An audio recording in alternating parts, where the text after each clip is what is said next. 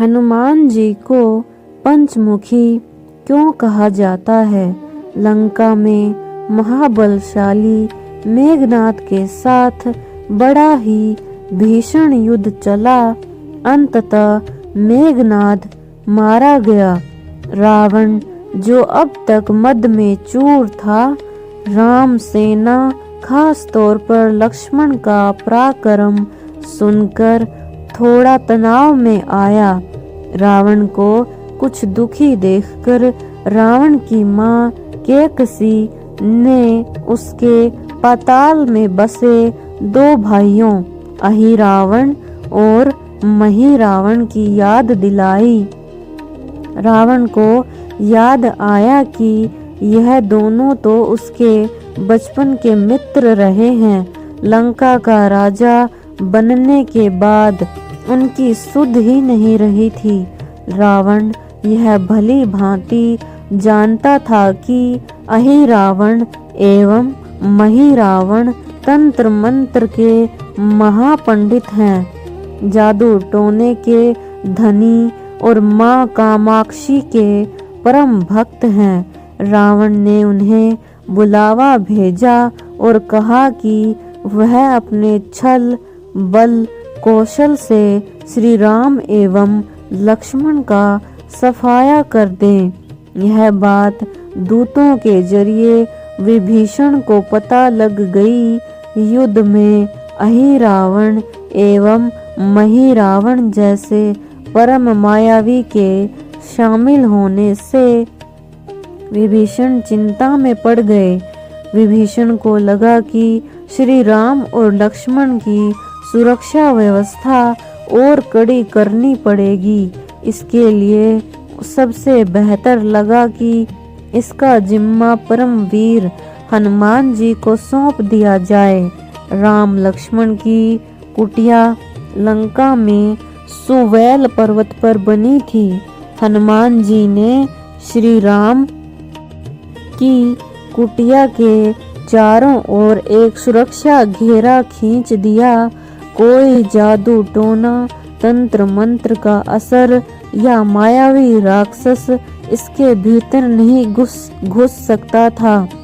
अहिरावण और महिरावण श्री राम और लक्ष्मण को मारने उनकी कुटिया तक पहुँचे, पर इस सुरक्षा घेरे के आगे उनकी एक न चली और असफल रहे। ऐसे में उन्होंने एक चाल चली। महिरावण विभीषण का रूप धारण करके कुटिया में घुस गया। श्री राम एवं लक्ष्मण पत्थर की सपाट शिलाओं पर गहरी नींद सो रहे थे। दोनों राक्षसों ने बिना आहट के शिला समेत दोनों भाइयों को उठा लिया और अपने निवास पताल की ओर लेकर चल दिए। विभीषण लगातार सतर्क थे। उन्हें कुछ देर में ही पता चल गया कि कोई अनहोनी घट चुकी है। विभीषण को महिरावण पर शक था। उन्हें राम लक्ष्मण की जान की चिंता सताने लगी। विभीषण ने हनुमान जी को महिरावण के बारे में बताते हुए कहा कि वे उसका पीछा करें। लंका में अपने रूप में घूमना राम भक्त हनुमान के लिए ठीक न था। सो उन्होंने पक्षी का रूप धारण कर लिया और पक्षी का रूप बनाकर पक्षी रूप में ही निकुंभला नगर में पहुँचे।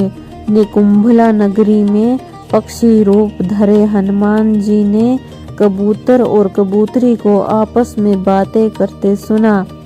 कबूतर कबूतरी से कह रहा था कि जब रावण की जीत पक्की है, अहिरावण एवं महिरावण राम लक्ष्मण को बलि चढ़ा देंगे, बस सारा युद्ध समाप्त। कबूतर की बातों से ही हनुमान जी को पता चला कि दोनों राक्षस श्री राम और लक्ष्मण जी को सोते हुए उठाकर कामाक्षी देवी को बलि चढ़ाने पाताल लोक ले गए हैं। हनुमान जी वायु वेग से रसातल की ओर बढ़े और तुरंत वहां पहुँचे। हनुमान जी को रसातल के प्रवेश द्वार पर एक अद्भुत पहरेदार मिला। उसका आधा शरीर वानर का और आधा मछली का था। उसने हनुमान जी को पाताल में प्रवेश से रोक दिया। द्वारपाल हनुमान जी से बोला कि मुझको परास्त किए बिना तुम्हारा भीतर जाना असंभव है। दोनों में लड़ाई ठन गई। हनुमान जी की आशा के विपरीत यह बड़ा ही बलशाली और कुशल योद्धा निकला। दोनों ही बड़े बलशाली थे। दोनों में बहुत भयंकर युद्ध हुआ, परंतु वह हनुमान जी के आगे न टिक सका। आखिरकार हनुमान जी ने उसे तो हरा दिया, पर उस द्वारपाल की प्रशंसा करने से नहीं रह सके।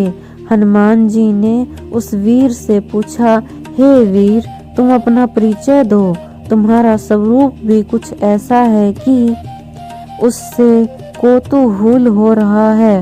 उस वीर ने उत्तर दिया, मैं हनुमान का पुत्र हूँ और एक मछली से पैदा हुआ हूँ। मेरा नाम है मकरध्वज। हनुमान जी ने यह सुना तो आश्चर्य में पड़ गए। वह वीर की बात सुनने लगे। मकरध्वज ने कहा, लंका दहन के बाद हनुमान जी समुद्र में अपनी अग्नि शांत करने पहुँचे।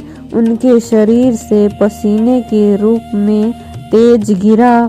उस समय मेरी माँ ने आहार के लिए मुंह खोला था। वह तेज मेरी माता ने अपने मुख में ले लिया और गर्भवती हो गई। उसी से मेरा जन्म हुआ है। हनुमान जी ने जब यह सुना तो मकरध्वज को बताया कि वही हनुमान है। मकरध्वज ने हनुमान जी के चरण स्पर्श किए और हनुमान जी ने भी अपने बेटे को गले लगा लिया और वहां आने का पूरा कारण बताया। उन्होंने अपने पुत्र से कहा कि अपने पिता के स्वामी की रक्षा में सहायता करो। मकरध्वज ने हनुमान जी को बताया कि कुछ ही देर में राक्षस बलि के लिए आने वाले हैं। बेहतर होगा कि आप रूप बदलकर माँ कामाक्षी के मंदिर में जाकर बैठ जाएं। उनको सारी पूजा झरोके से करने को कहें। हनुमान जी ने पहले तो मधुमक्खी का वेश धरा और माँ कामाक्षी के मंदिर में घुस गए। हनुमान जी ने माँ कामाक्षी को नमस्कार कर सफलता की कामना की और फिर पूछा, हे माँ, क्या आप वास्तव में श्री राम जी और लक्ष्मण जी की बलि चाहती हैं? हनुमान जी के इस प्रश्न पर माँ कामाक्षी ने उत्तर दिया कि नहीं, मैं तो दुष्ट अहिरावण एवं महिरावण की बलि चाहती हूँ। यह दोनों मेरे भक्त तो हैं, पर अधर्मी और अत्याचारी भी हैं। आप अपने प्रयत्न करो, सफल रहोगे। मंदिर में 5 दीप जल रहे थे। अलग अलग दिशाओं और स्थान पर माँ कामाक्षी ने कहा, यह दीप अहिरावण ने मेरी प्रसन्नता के लिए जलाए हैं। जिस दिन ये दीप एक साथ बुझा दिए जाएंगे, उसका अंत सुनिश्चित हो सकेगा।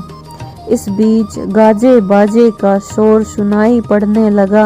अहिरावण और महिरावण बलि चढ़ाने के लिए आ रहे थे।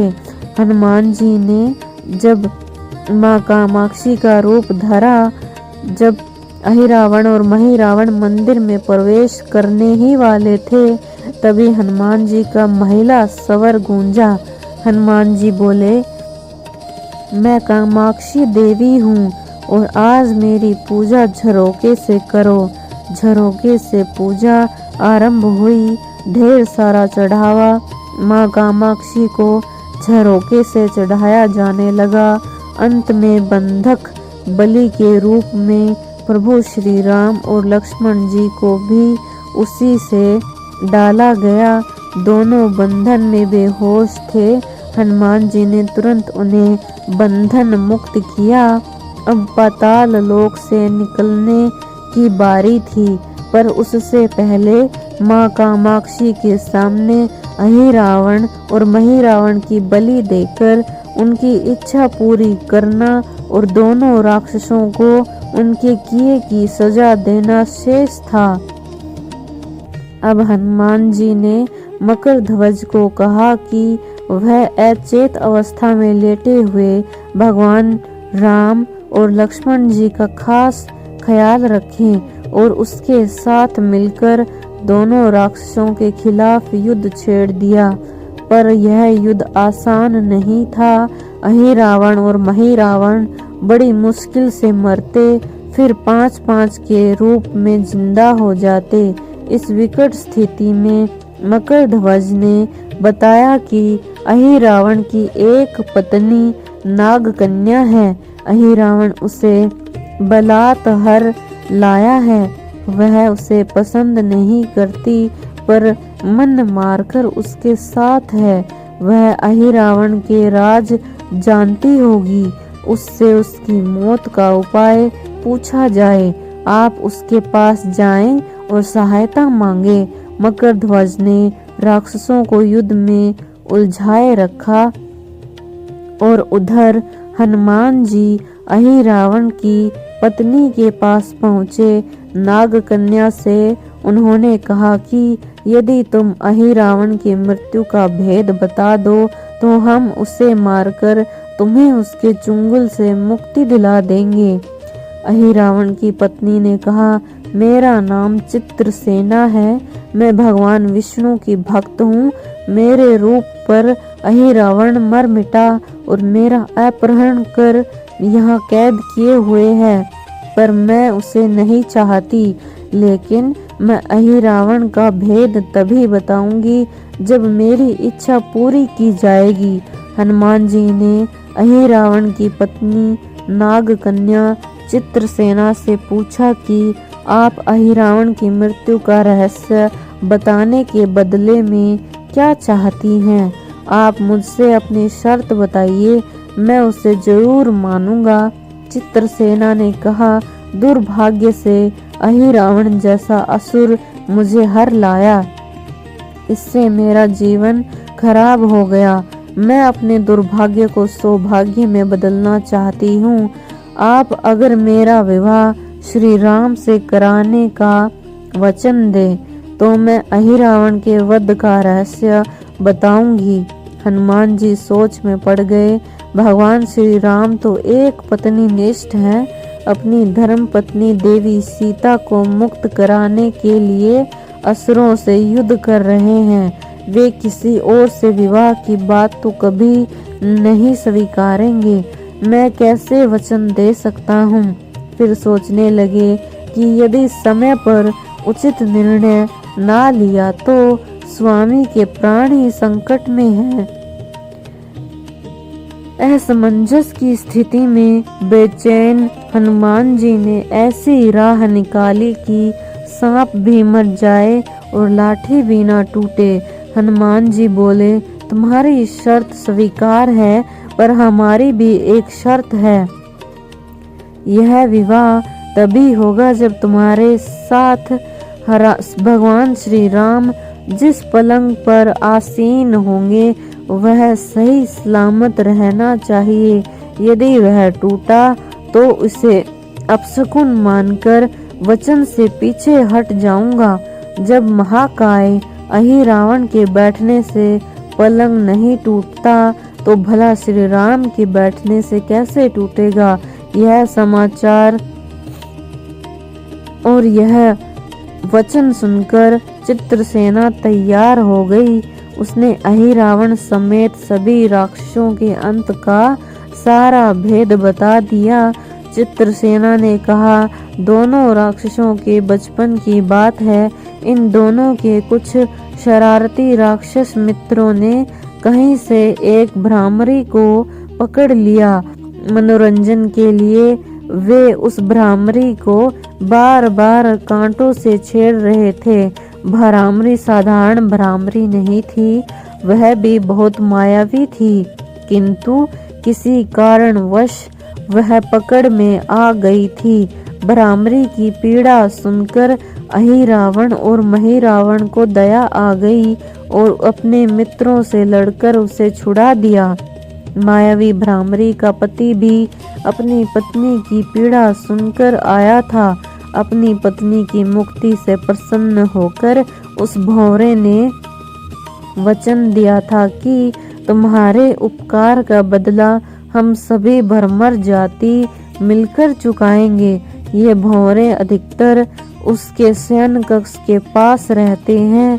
ये सब बड़ी भारी संख्या में हैं। दोनों राक्षसों को जब भी मारने का प्रयास हुआ है और ये मरने को हो जाते हैं, तब भ्रमर उनके मुख में एक बूंद अमृत डाल देते हैं। उस अमृत के कारण ये दोनों राक्षस मरकर भी जिंदा हो जाते हैं। इनके कई कई रूप इसी अमृत के कारण है। इन्हें जितनी बार फिर से जीवन इसलिए आपको मिलता ही रहता है, इसलिए आपको पहले इन भावरों को मारना होगा। हनुमान जी रहस्य जानकर लौटे। मकरध्वज ने अहिरावण को युद्ध में उलझा रखा था, तो हनुमान जी ने भावरों का खात्मा शुरू किया। वे आखिर हनुमान जी के सामने कहाँ तक टिकते। जब सारे भंवरे खत्म हो गए और केवल एक बचा, तो वह हनुमान जी के चरणों में लेट गया। उसने हनुमान जी से प्राण रक्षा की याचना की। हनुमान जी पसीज गए। उन्होंने उसे क्षमा करते हुए एक काम सौंपा।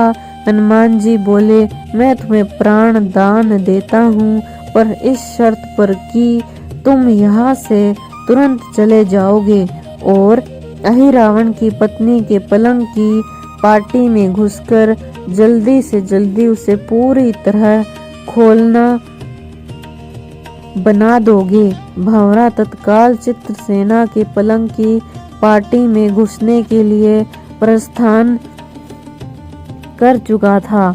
अपने चमत्कार के लुप्त होने से बहुत अचरज हुआ, पर उन्होंने मायावी युद्ध जारी रखा। भंवरों को हनुमान जी ने समाप्त कर दिया। फिर भी हनुमान जी और मकरध्वज के हाथों अहिरावण और महिरावण का अंत नहीं हो पा रहा था। यह देखकर हनुमान जी कुछ चिंतित हुए। फिर उन्हें माँ कामाक्षी का वचन याद आया। माँ कामाक्षी ने बताया था कि अहिरावण की सिद्धि है कि जब पांचों दीपक एक साथ बुझेंगे, तभी वे नए नए रूप धारण करने में असमर्थ होंगे और उनका वध हो सकेगा। हनुमान जी ने तत्काल पंचमुखी रूप धारण कर लिया। उत्तर दिशा में वाराह मुख, दक्षिण दिशा में नरसिंह मुख, पश्चिम में गरुड़ मुख, आकाश की ओर है ग्रीव मुख एवं पूर्व दिशा में हनुमान मुख। उसके बाद हनुमान जी ने अपने पांचों मुख द्वारा एक साथ पांचों दीपक बुझा दिए। अब उनके बार बार पैदा होने और लंबे समय तक जिंदा रहने की सारी आकांक्षाएं समाप्त हो गई थी। हनुमान जी और मकरध्वज के हाथों शीघ्र ही दोनों राक्षस मारे गए। इसके बाद भी श्री राम और लक्ष्मण जी की मूर्छा दूर करने के उपाय किए। दोनों भाई होश में आए। चित्रसेना भी वहां आ गई थी। हनुमान जी ने कहा, प्रभु, अब आप अहिरावण और महिरावण के छल और बंधन से मुक्त हुए, पर इसके लिए हमें इस नाग कन्या की सहायता लेनी पड़ी थी। अहिरावण इसे बलपूर्वक उठा लाया था। वह आपसे विवाह करना चाहती है। कृपया उससे विवाह कर अपने साथ ले चलें। इससे उसे भी मुक्ति मिलेगी। श्री राम हनुमान जी की बात सुनकर हैरान रह गए। इससे पहले कि वे कुछ कह पाते, हनुमान जी ने ही कह दिया, प्रभु आप तो मुक्तिदाता हैं। अहिरावण को मारने का भेद इसी ने बताया है। इसके बिना हम उसे मारकर आपको बचाने में सफल नहीं हो पाते। कृपया प्रभु इसे भी मुक्ति मिलनी चाहिए।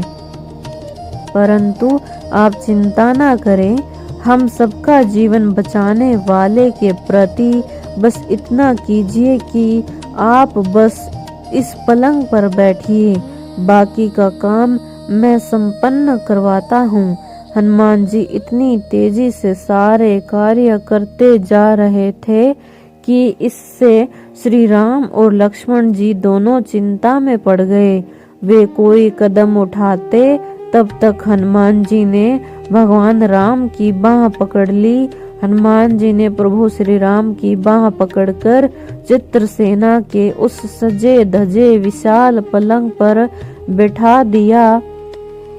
श्री राम कुछ समझ पाते तभी पलंग की खोखली पाटी चरमरा कर टूट गई। पलंग धाराशायी हो गया। चित्रसेना भी जमीन पर आ गिरी। हनुमान जी हंस पड़े और फिर चित्रसेना से बोले, अब तुम्हारी शर्त तो पूरी हुई नहीं, इसलिए यह विवाह नहीं हो सकता। तुम मुक्त हो और हम तुम्हें तुम्हारे लोक भेजने का प्रबंध करते हैं। चित्रसेना समझ गई थी कि उसके साथ छल हुआ है। उसने कहा कि मर्यादा पुरुषोत्तम के सेवक उनके सामने किसी के साथ छल करे, यह तो बहुत अनुचित है। मैं हनुमान को श्राप दूंगी। चित्रसेना हनुमान जी को श्राप देने ही जा रही थी कि श्री राम का सम्मोहन भंग हुआ। वे इस पूरे नाटक को समझ गए। उन्होंने चित्रसेना को समझाया कि मैंने एक पत्नी धर्म से बंधे होने का संकल्प लिया है, इसलिए हनुमान को यह करना पड़ा। उन्हें क्षमा कर दो। क्रोधित चित्रसेना तो उनसे विवाह की जिद पकड़े बैठी थी। श्री राम ने कहा, जब द्वापर में श्री कृष्ण अवतार लूंगा तब तुम्हें सत्यभामा के रूप में अपनी पटरानी बनाऊंगा। इससे वह मान गई। हनुमान जी ने चित्रसेना को उसके पिता के पास पहुंचा दिया। चित्रसेना को प्रभु ने अगले जन्म में पत्नी बनाने का वरदान दिया था।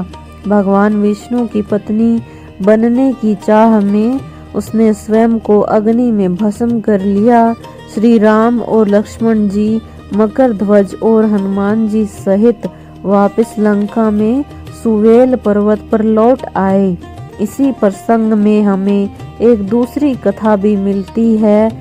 जब मरियल नाम का दानव भगवान विष्णु का सुदर्शन चक्र चुराता है और यह बात जब हनुमान जी को पता लगती है तो वह संकल्प लेते हैं कि वे चक्र पुनः प्राप्त कर भगवान विष्णु को सौंप देंगे।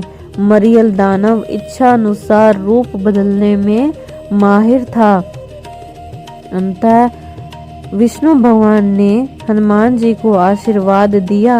साथ ही इच्छानुसार वायु गमन की शक्ति के साथ गरुड़ मुख, भय उत्पन्न करने वाला नरसिंह मुख, है गरीब मुख ज्ञान प्राप्त करने के लिए तथा वाराह मुख सुख और समृद्धि के लिए तथा पार्वती जी ने उन्हें कमल पुष्प एवं धर्मराज ने उन्हें पाश नामक अस्त्र प्रदान किया। आशीर्वाद एवं इन सब शक्तियों के साथ हनुमान जी मरियल दानव पर विजय प्राप्त करने में सफल रहे। तभी से उनके इस पंचमुखी स्वरूप को भी मान्यता प्राप्त हुई। वीडियो अच्छी लगी हो तो लाइक, शेयर और ऐसे ही वीडियोस को देखने के लिए हमारे चैनल को सब्सक्राइब करें। धन्यवाद।